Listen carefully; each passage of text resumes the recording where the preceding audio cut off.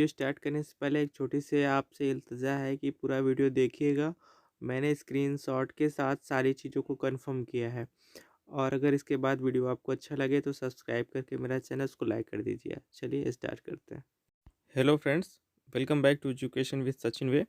मैं आज आपको इस वीडियो में जूनियर असिस्टेंट 2019 के डॉक्यूमेंट्स वेरिफिकेशन के बारे में बताने जा रहा हूँ कि उसमें आपको कौन कौन से डॉक्यूमेंट्स रखने हैं, तैयार रखने, और उनकी डेट क्या होनी चाहिए, एक्यूरेट डेट बताऊंगा। और मैं आपको पूरा स्क्रीनशॉट लेके दिखाऊंगा उसका। उसके बाद आप खुद एनालाइज करिएगा कि कौन से डॉक्यूमेंट्स पहले लगेंगे, कौन से डॉक्यूमेंट्स फॉर्म फिलअप के बाद के लगेंगे। ठीक है, तो चलिए वन बाई वन करते हैं, हम लोग स्टार्ट करते हैं। सबसे पहले जो एसेंशियल डॉक्यूमेंट्स हैं वो मैं क्वालिफिकेशन से चीज़ बताऊंगा, उसके बाद मैं आपको वन बाई वन सारा कुछ कंफर्म करूँगा। तो ठीक है, तो सबसे पहले हम लोग, आपको ये तो पता होगा कि हाई स्कूल इंटर, और मैं ये बताऊंगा कि आपने एग्ज़ाम में कौन सी मिस्टेक्स की होंगी तो आपका एग्ज़ाम कहीं ना कहीं प्रॉब्लम में फंस सकता है। ठीक है, क्यों? क्योंकि नोटिफिकेशन में साफ साफ जो चीज़ें लिखी हैं वो भी मैं आपको दिखाने की कोशिश करूंगा।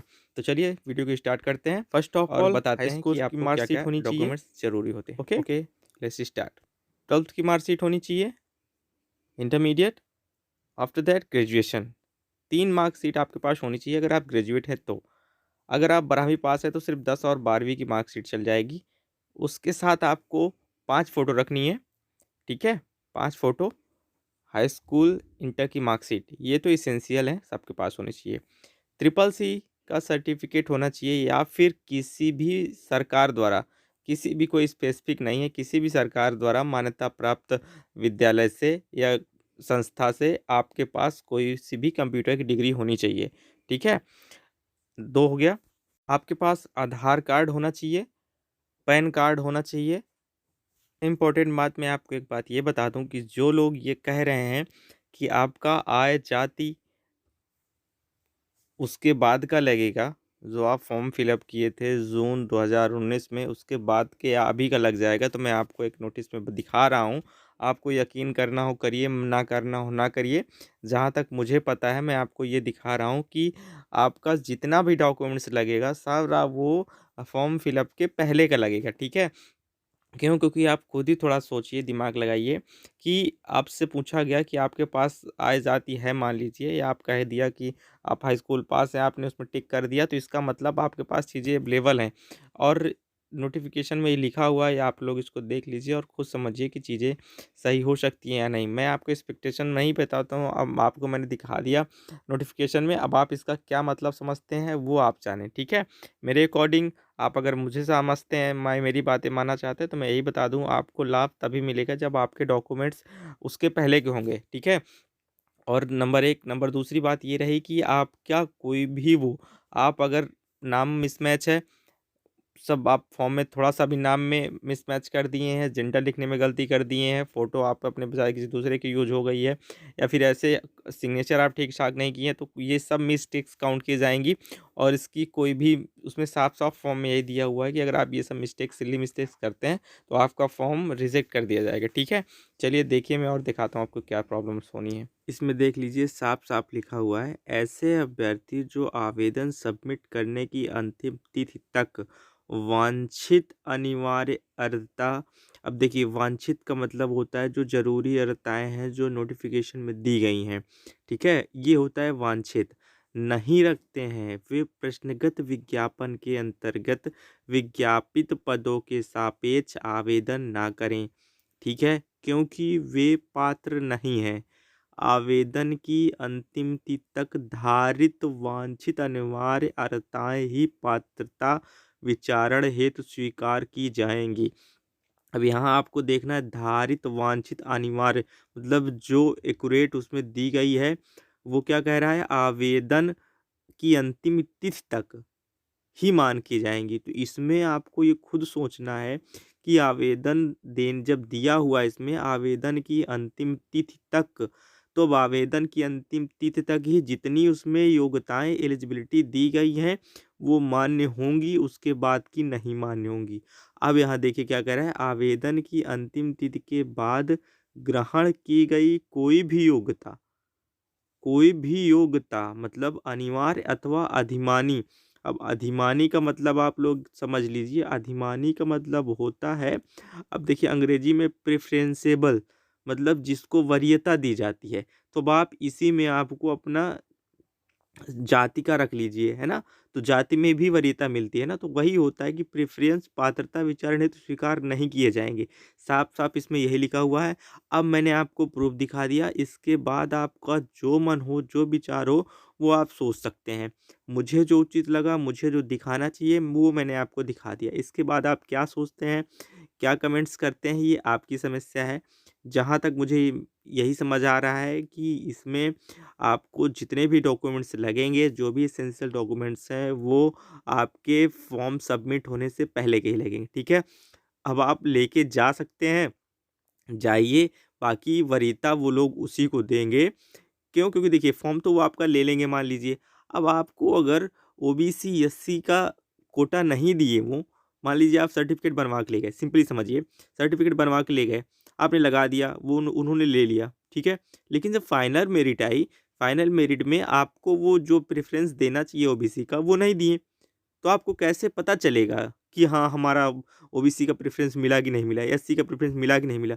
तो भैया सिंपल सी बात है, सिंपल सा लॉजिक है, आप लेके जाइए, मैं ये नहीं कह रहा कि मत लेके जाइए, सारा डॉक्यूमेंट्स लेके जाइए। बात कहो चाहे पहले का ग्रेजुएशन की मार्कशीट भी लेके जाइए, लेकिन वरीयता वो लोग वही दे के हमें हमें पता कहाँ चलता है कि वो क क्या हमें कैसे दिए, कैसे नहीं दिए? वो तो फाइनल रिज़ल्ट में पता चलेगा।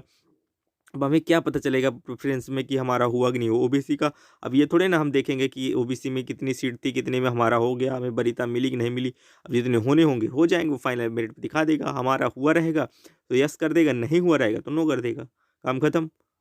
तो ये बात समझने की है। मैं नहीं मेरे कहने से होता मैं सबको जॉब दे देता, ऐसा नहीं है। जो रूल लिखा है, उसके अकॉर्डिंग मैंने आपको चीज़ें बता दी। अब आगे आपकी मर्ज़ी।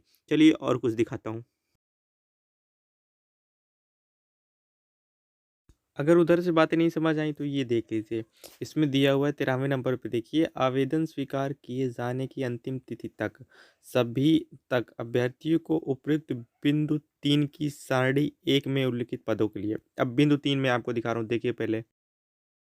अब बिंदु 3 में दिया हुआ है अनुसूचित जाति, अनुसूचित जनजाति, अन्य पिछड़ा वर्ग, स्वतंत्रता संग्राम सेनानी के आश्रित, भूतपूर्व सैनिक, विकलांग तथा महिला अभ्यर्थियों को जो उत्तर प्रदेश राज्य के मूल निवासी नहीं हैं, उन्हें आरक्षण का लाभ अनुमन्य नहीं है। ऐसे अभ्यर्थी समान श्रेणी के माने जाएंगे। उत्तर प्रदेश की महिला अभ्यर्थियों के मामले में पिता पक्ष के निर्गत प्रमाण पत्र की ही मान्य होगा। अब बताइए इसमें आपकी सारी चीज़ें साफ-साफ कह रहा है। अब इसके बाद भी अगर आपको चीज़ें नहीं समझ में आती हैं, तो कोई कुछ नहीं कर सकता, ठीक है? और चलिए आगे देखिए क्या बता रहा है, मैं उसको भी आपको दिखा दे रहा हूँ। साफ-साफ इसमें यही कह रहा है बिंदु 3 तो बिंदु 3 भी मैंने आपको दिखा दिया। अब आई सारणी 1 की बारी, तो सारणी 1 मैं आपको दिखा रहा हूँ। सारणी 1 में बस पद दिए गए हैं, तो कौन-कौन ये से नंबर पद? 1 तो ये सारणी है, देखिए। इसमें जितने भी पद दिए हुए हैं पूरे 1403 पद सारे के सारे के डिटेल्स है। तो आप 3 चीज़ों को समझ गए होंगे, मेरे कहने का क्या मतलब। प्लीज़ मैं आपसे फिर से कहना चाह रहा हूँ कि मेरा किसी भी दोस्त को, किसी भी छोटे-बड़े भाई को किसी भी प्रकार का हर्ट करने का कोई भी इरादा नहीं है। मैंने आपसे बहुत ही कम कहा होगा कि मेरे चैनल को सब्सक्राइब करें या लाइक करें। आपकी मर्ज़ी होती है, आप कर सकते हैं अगर चीज़ें मैं सही बताने की कोशिश करता हूँ तो। अब मैं साब म जितने लोग मेरी वीडियोज़ देखते हैं, अब ये तो नहीं है कि मैं सबको खुश कर सकूँ। कोशिश यही करता हूँ कि जो सच्चाई है मैं वो बताने की कोशिश करता हूँ। अब आप लोग उसको अच्छे तरीके से देखें, बुरे तरीके से देखें, मुझे कैसे बोले ये आपके ऊपर डिपेंड करता है, ठीक है? तो मैंने ये चीज़ें सारी बता दी हैं आपको, कन्फर्म कर दी, उसके बाद भी अगर कोई डाउट्स होते हैं, तो आप मुझे बताइए। तो चीज़ें कन्फर्म हो गई कि जितने भी डॉक्यूमेंट्स आपके लगने हैं, वो आपके सारे फॉर्म फिलअप डेट के पहले के लगने हैं, ठीक है? तो एक बार फिर से आपको कन्फर्म किए दे रहा हूँ कि आपके कौन-कौन से डॉक्यूमेंट्स लगेंगे और उनका वो क्या होगा। चलिए मैं वन बाय वन आपको करके दिखाई दे रहा हूँ, ओके? फर्स्ट ऑफ ऑल आपके पास आपका आधार कार्ड होना चाहिए, हाई स्कूल की मार्कशीट होनी चाहिए, प्रमाण पत्र, इंटरमीडिएट की मार्कशीट, प्रमाण पत्र होना चाहिए, ग्रेजुएशन की मार्कशीट और डिग्री होनी चाहिए, ट्रिपल सी सर्टिफिकेट होना चाहिए या कंप्यूटर डिप्लोमा होना चाहिए, जाति प्रमाण पत्र होना चाहिए, आय प्रमाण पत्र होना चाहिए, निवास प्रमाण पत्र होना चाहिए, 5 फ़ोटो होनी चाहिए, स्पोर्ट का सर्टिफिकेट अगर आप रखते हैं तो स्पोर्ट का सर्टिफिकेट होना चाहिए। इसके बाद आपके पास अगर मान लीजिए हैंडीकैप का सर्टिफिकेट है तो वो भी होना चाहिए, पैन कार्ड होना चाहिए, बैंक पासबुक होनी चाहिए। उसके बाद आपने खुद एक प्रमाणित एफिडेविट होना चाहिए जिसमें आप ये क्लेम करेंगे कि हाँ, all the information given by me is totally correct. If I found any mishap and misleading information you can debar me from this post. Okay, ये आपको एक क्लेम करके देना होगा एफिडेविट पे, खुद साइन करके अपना। तो इतने ये इसेंशियल डॉक्यूमेंट्स थे जो आपको लगाने ही लगाने हैं जिसके योग्य आप हैं, ठीक है। तो इन डॉक्यूमेंट्स को आप लेके जाइएगा। देखिए, वरीयता तो यही है कि आपको फॉर्म फिलअप के पहले के चाहिए, ठीक है। नहीं भी है तो आप लेके जाइएगा, बाकी चांसेस रेयर केसेस हैं कि आपका वो एक्सेप्ट होगा, बट अब बनवाए हैं तो आप ज़रूर लेके जाइएगा, ठीक है। और क्यों? क्योंकि देखिए पता नहीं चलेगा हम लोग को कि वो एक्सेप्ट हुआ कि नहीं हुआ। मान लीजिए ओबीसी कैटेगरी के हैं, नहीं होगा तो वो सीधा कैंसल कर देंगे। बस यही होना है इसमें। हमें पता थोड़ी ना चलेगा ना कि उन्होंने कोटा का लाभ हमें दिया कि नहीं दिया। देखिए फाइनल मेरिट में देख लिए कि सिलेक्शन नहीं हुआ तो वो ऐसे ही निराश हो जाता है। अब कौन जाएगा चेक करने कि कहाँ क्या हुआ? तो ये सब मैटर करता है और मैं आपको मिसगाइड नहीं करना चाहता या निराश नहीं करना चाहता। मेरा आपको हर्ट करने का कोई भी इरादा नहीं है। मैं भी एक सिंपल हूँ। साधारणतः जैसे चीज़ें समझ आती है आपके साथ शेयर कर देता हूँ। आप लोग चाहें तो पसंद करें, ना चाहे तो आपकी मर्ज़ी। और बस यही सब बताना था। और भी अगर कोई छूट रही है इन्फॉर्मेशन तो आप लोग मुझे कमेंट्स करिएगा। मैं कोशिश करूँगा कि आपके सारे कमेंट्स का मैं रिप्लाई करता हूँ। किसी भी कमेंट्स का हो, आइदर ही ये कह लीजिए आप कोई मिस वर्ड्स भी यूज़ करता है, अब्यूज़ भी करता है, तब भी मैं उसको कोशिश यही करता हूँ कि सैटिस्फाई करूँ उसको, कि चीज़ें भई ऐसी नहीं है जैसे आप सोच रहे हैं, जैसे बता रहे हैं। मैं ऐसा नहीं हूँ जैसे आप मुझे कह रहे चाह रहे हैं। फिर भी उसके बाद भी अगर लगता है कि आपको कुछ कहना चाहिए तो ठीक है, आपकी मर्ज़ी। ओके, अगर चैनल आपको अच्छा लगा हो, वीडियो अच्छी लगी हो तो चैनल को सब्सक्राइब कर लें और वीडियो को लाइक कर दें, जिससे मैं आगे भी आपको इसी तरह की इन्फॉर्मेटिव वीडियोज़ देता रहूँ। थोड़ा मुझे मोटिवेट करता है चीज़ों को और ठीक-ठाक करने। ओके, मिलते हैं नेक्स्ट वीडियो में। Till then take care, bye bye.